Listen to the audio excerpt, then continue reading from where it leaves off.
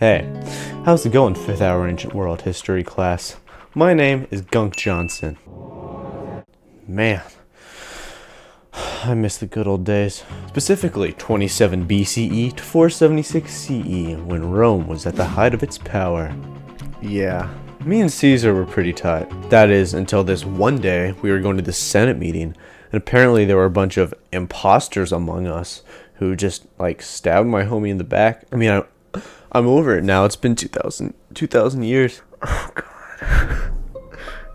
Oh, yes. The Romans had all these false gods. They didn't realize who I was. They didn't realize that I was Gunk Johnson. I inspired all the myths of their puny Jupiter. But kids these days don't even have any false gods to look up to.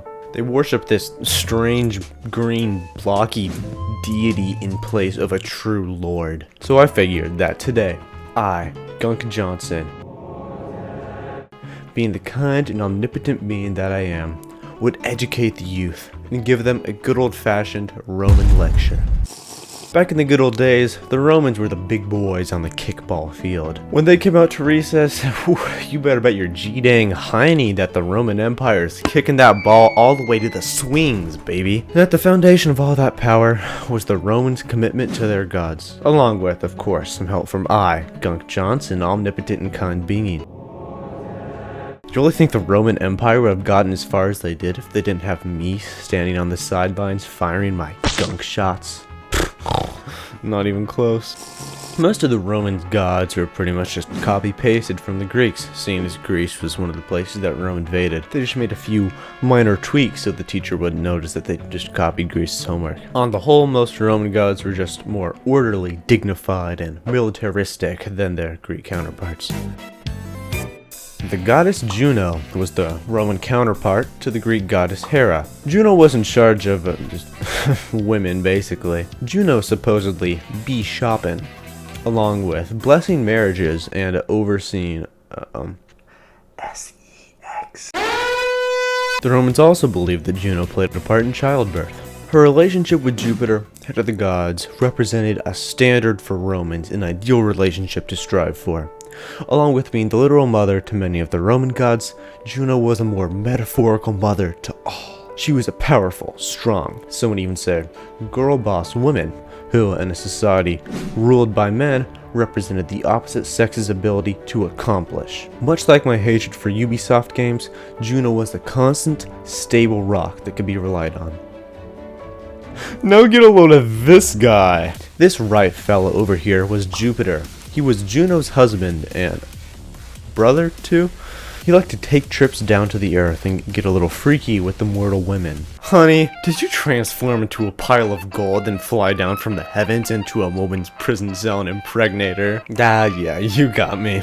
Guilty as charged. Jupiter's Greek counterpart was Zeus, god of the sky and lightning. After a successful battle, the Romans would go to his shrine and pray to Jupiter, thanking him for their victory in battle. They had no idea it was just me the whole time. Jupiter isn't real. Gunk Johnson's the only true deity. It gets me every time. Together, Jupiter and Juno had 4 kids. The first was Mars. Now this guy's a pretty fierce deity. He was the god of war and agriculture. Two things so similar that when I walked into Earl May Garden Center, I spent 15 minutes trying to find where they kept their nuclear warheads. At least when compared to his Greek counterpart Ares, Mars is pretty well respected. He stood for war as a way to secure peace. Jupiter and Juno's second child was Vulcan, god of fire, metalworking, and 3D graphics rendering APIs. Let me smith you weapons. Their third kid was Bellona, the female goddess of war, and their fourth was Juventus, goddess of youth and rejuvenation. I don't want to go down the full list, but pretty much there's a god for every aspect of nature, human or otherwise. But these gods are only part of the picture. There are also myths that tell very valuable life lessons. Picture this. Jupiter is cheating on Juno with a mortal woman named Io. Juno finds out, but Jupiter turns Io into a cow, hoping that Juno wouldn't be able to identify Io as a cow for some reason, which kinda sucks considering the fact that Juno's like a literal god. Juno knows that this cow is in fact Io, and to take her revenge, she sent a venomous gadfly down to Earth to sting Io for the rest of her life. She only called the fly off when Jupiter vowed to never cheat again, babe. Okay, it was only a 63-time thing again, babe. I will never cheat again. I swear. You have to give me another chance. Juno believes that Jupiter is being sincere, and then Io scampers off to bang rocks together or something. It was a popular pastime back then. The moral of this story is, of course, to only cheat on your partner if they're immortal and can't tell the difference between a regular old cow and a cow that's secretly a person. At least I think I'm interpreting it right. I don't know what other interpretations there would be. It's right. Say, were you wondering how ancient Rome was founded, at least according to their mythology? Yeah, I bet you were, you little thinker, you. Yeah, you little ponderer. Yeah, I bet you were wondering, huh? Oh, were you contemplating it? Yeah, you little speculator, you deliberator. Well, luckily for you, the Romans have a myth to explain the founding of their empire. This one's a little complex, so buckle up. Our tale begins with Mars when he has, totally consensual sex with a woman named Rhea Silvia. Pretty much every god kind of sucked, by the way, except me, Gunk Johnson.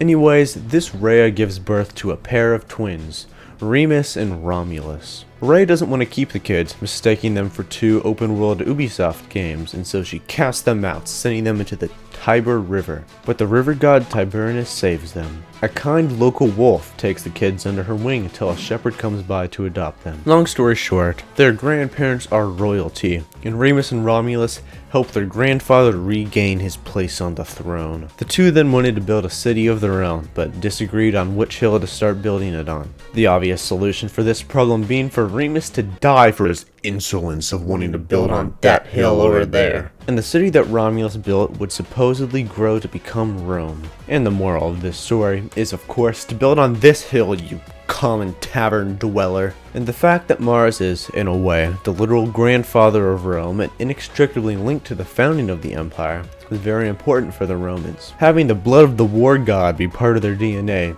definitely served as good backing for Rome's many conquests, taking over other countries. And that, 5th hour ancient world history class, is the end of the video. I have fulfilled my thesis statement. I will leave your screen now.